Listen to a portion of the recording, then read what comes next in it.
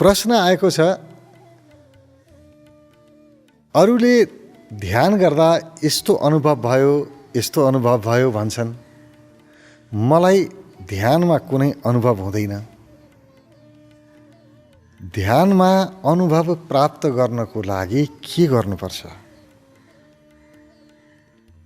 सुन्दर प्रश्न छ। पहिलो कुरा त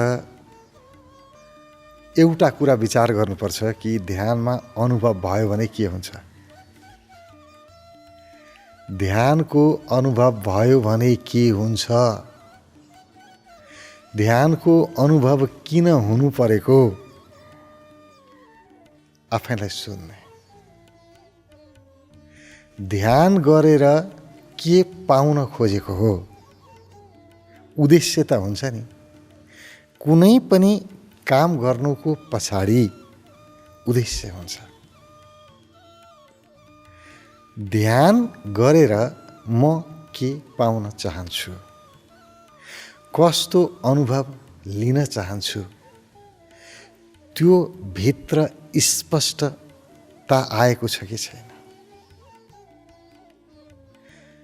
कुनै पनि उद्देश्य स्पष्ट हुनुपर्छ। ध्यान अरूले गरे, अरूले के अनुभव पाए, अरूले जे पाए त्यही मैले पाउनुपर्छ भन्ने हो कि मेरो आफ्नो उद्देश्य छ? ध्यान गर्नुको मेरो आफ्नो कारण छ। त्यो कारण खोजी गर्ने। अकारण यो जगतमा केही पनि हुँदैन। अकारण कसैले केही गर्दैन। केही पनि गर्नुभन्दा पहिला उसले विचार गरेको हुन्छ, गर्ने नगर्ने छनौट गरेको हुन्छ। कहीँ जानुभन्दा पहिला त्यहाँ जाने कि नजाने निर्णय गर्छ अनि मात्रै जान्छ। कुनै काम गर्नुभन्दा अगाडि गर्ने कि नगर्ने निर्णय गर्छ अनि गर्छ। निर्णयको आधार के हुन्छ?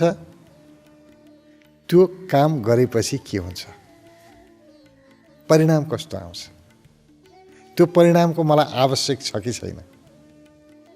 परिणामको आवश्यकता छ मलाई भने त्यो काम म गर्छु, होइन भने म गर्दिनँ। त्यसकारण मलाई ध्यानको परिणाम कस्तो चाहिएको छ? पहिलो कुरा आफू स्पष्ट हुने। सामान्यतया ध्यान शान्त मनको लागि गरिन्छ। मन शान्त होस्, आनन्दको अनुभव होस्। ध्यानबाट मानिसले खोजेको यति नै हो। ध्यान गरेर मानिसले सम्पत्तिको इच्छा राखेको पनि हुँदैन। धेरै बाहिरी प्रगतिको इच्छा राखेका हुँदैन। मानिसलाई थाहा छ बाहिर प्रगति गर्नुपर्छ भने काम गर्नुपर्छ। ध्यान गरेर मात्रै हुँदैन। तर काम गर्नको लागि जुन मन चाहिन्छ, जस्तो मनस्थिति चाहिन्छ, त्यो मनस्थिति चाहिँ ध्यानले निर्माण गरिदिन्छ। यो चाहिँ मान्छेलाई थाहा छ।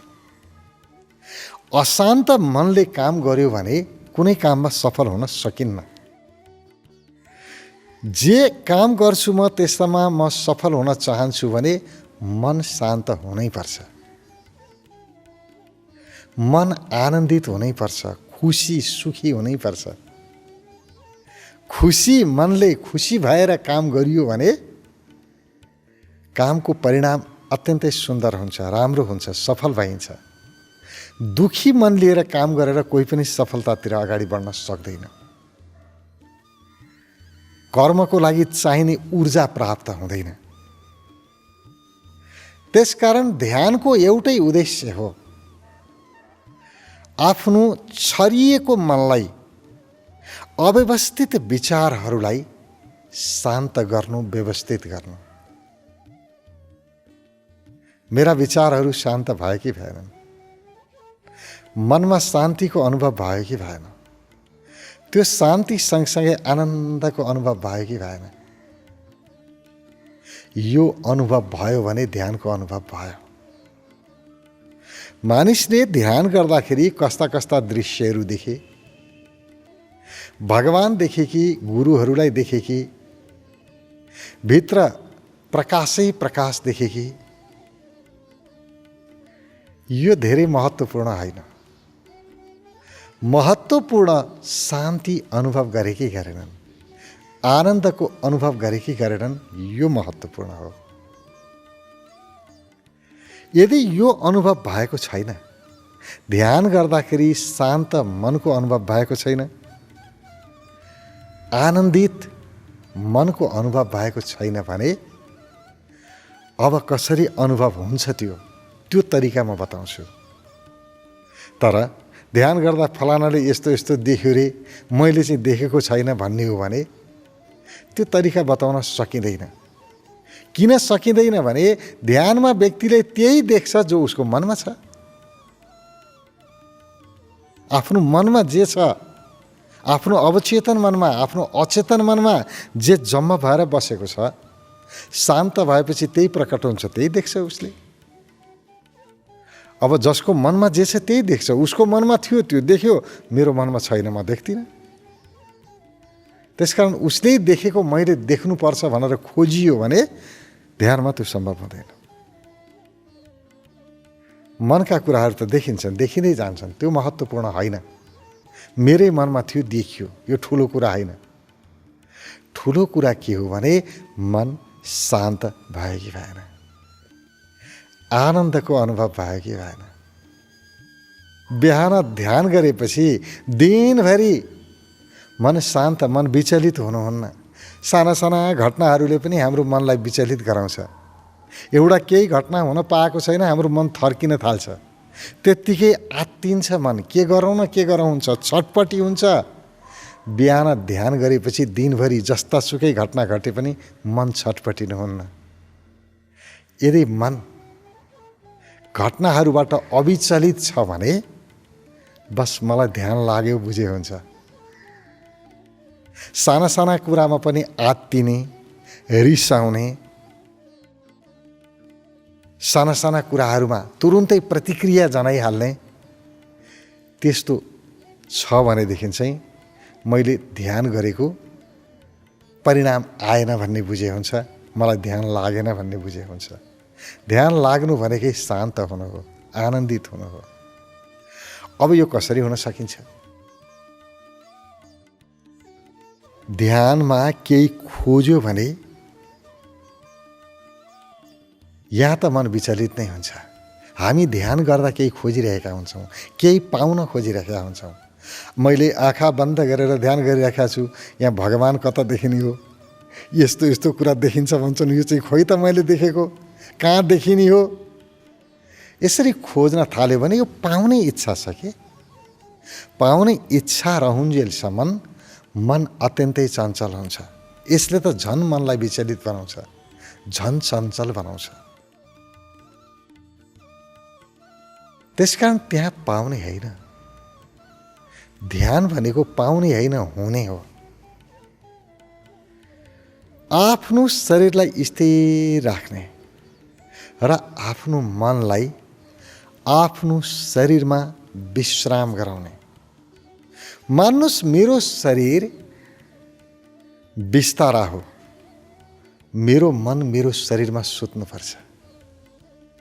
मनलाई शरीरमै सुताइदिने। मेरो शरीर जहाँ छ मेरो मन त्यहीँ छ, बस। मैले यो क्षणमा शरीरलाई जान्दछु, अरू कसैलाई जान्दिनँ, अरूको सरोकारै छैन मलाई। मेरो पुरै एकाग्रता मेरो शरीरमा छ। शरीरलाई एकाग्रताको विषय बनाउने र शरीरको निश्चित भागमा एकाग्र हुने होइन, पुरै शरीरमा म सुत्ने, आराम गर्ने। शरीर नै मेरो बिस्तारा बनोस्, त्यसैमा म एक बनाऊँ, उसैमा सुताउँ। शान्ताकारम, शरीरलाई शान्त बनाऊ। भुजग शयनम, त्यो शरीर शान्त हुँदाखेरि जुन भित्रबाट शक्तिको अनुभव हुन्छ, त्यसैमा समर्पित भाउ, त्यसैमा सुता। शरीर शान्त हुँदैमा भित्र ऊर्जा शान्त हुँदैन। ऊर्जाले त काम गरिरहेको हुन्छ, श्वास चलिरहेको हुन्छ, मुटुको धड्कन चलिरहेकै हुन्छ। जे चलिरहेको छ भित्र त्यसमा सुता, एकाकार हो। शान्त शरीर छ, पुरै शरीरमा ध्यान लगाउनु भयो, शरीरको याद गर्नुभयो, मुटुको धड्कन अनुभव हुन्छ। शरीरमा चलेका नसनाडीहरू, त्यहाँ बगेका रगत चल्दाखेरिको आवाज सुनिन्छ, धड्कनको अनुभव हुन्छ। लिने त्यो अनुभव आफै जे भइरहेको छ, यो श्वास मैले चलाएको होइन, धड्कन मैले चलाएको होइन, चलिरहेको छ, बस म थाहा पाइरहेको छु, म जानिरहेको छु।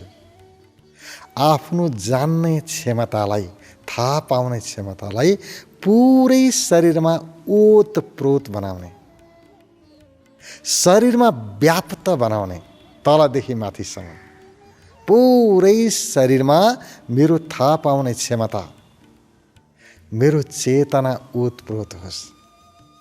मेरो चेतना सधैँ बाहिर भाग्थ्यो, मेरो मन सधैँ बाहिरी विषयमा दौडै गर्थ्यो। एउटा विषयले मेरो चेतनालाई तान गरेका थिए, लुछाचुँडी थियो।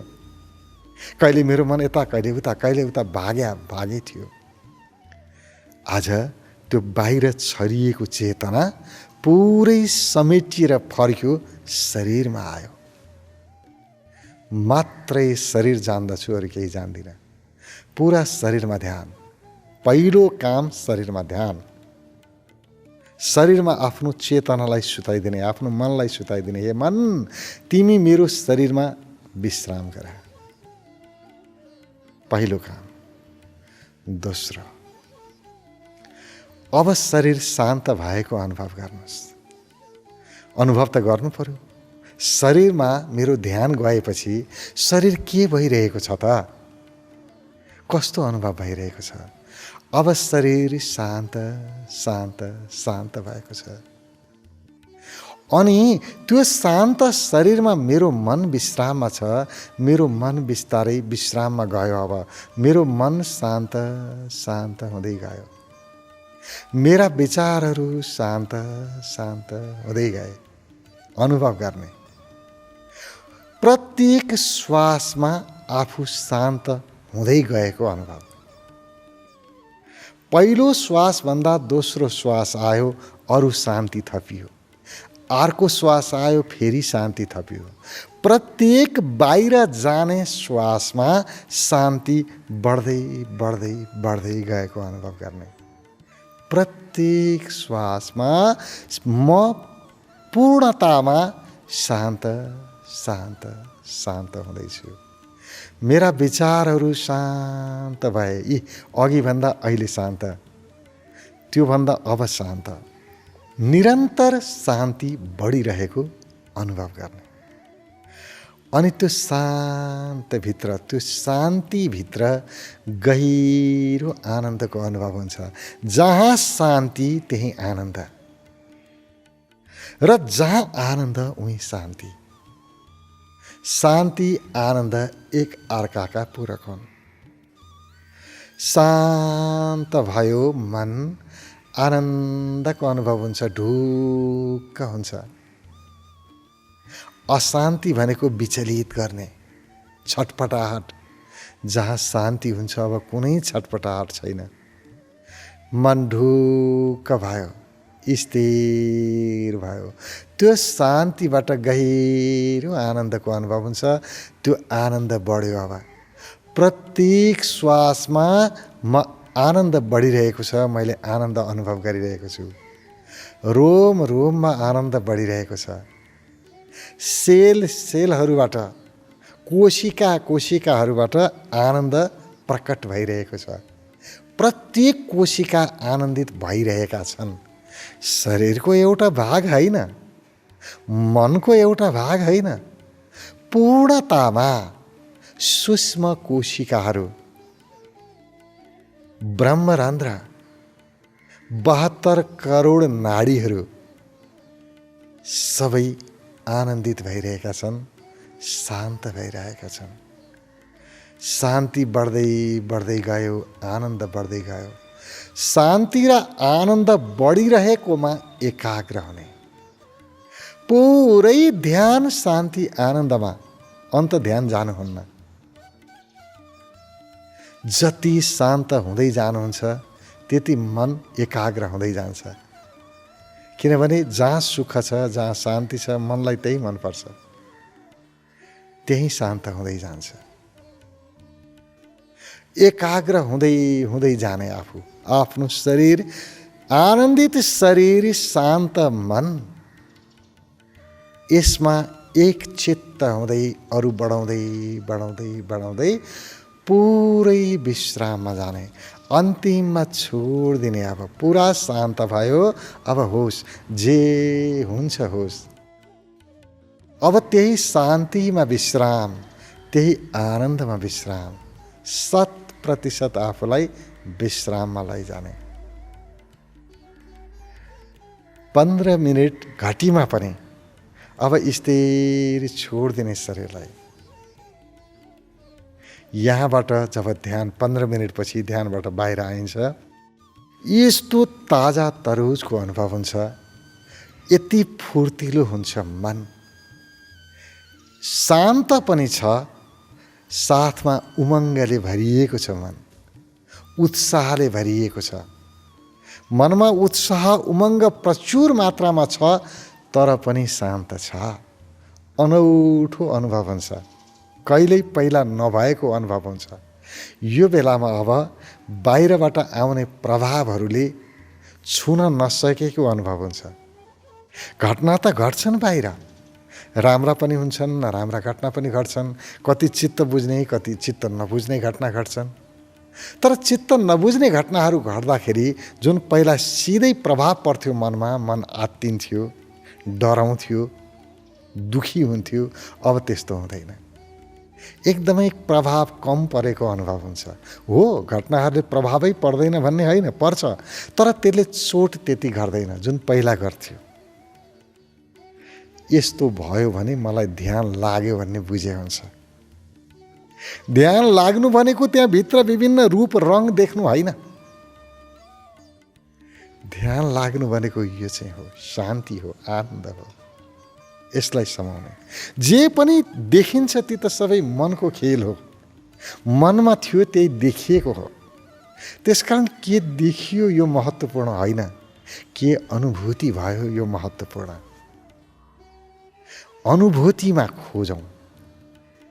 ध्यान लाग्यो लागेन, अरूलाई के भयो यसमा अर्थ राख्दैन।